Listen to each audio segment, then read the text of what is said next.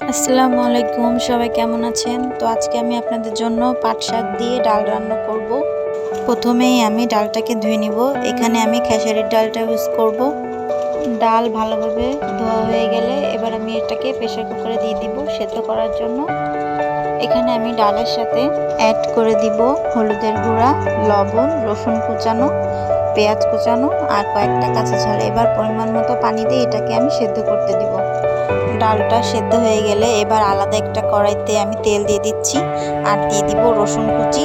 একটু নেড়ে চেড়ে এর মধ্যে দিয়ে দিব পেঁয়াজ কুচি। যতক্ষণ না ব্রাউন কালার হয়ে যাচ্ছে ততক্ষণ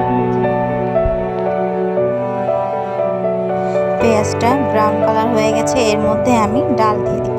দিয়ে একটু নেড়ে চেড়ে আগে থেকে ধুয়ে পরিষ্কার করে বেছে রাখা পাট শাকগুলো দিয়ে দিচ্ছি। এটাকে এবার ভালোভাবে নেড়ে চেড়ে দিতে হবে। শাকটা যাতে ভালো করে সেদ্ধ হয়ে যায় এজন্য আমি একটু ঢেকে দিব।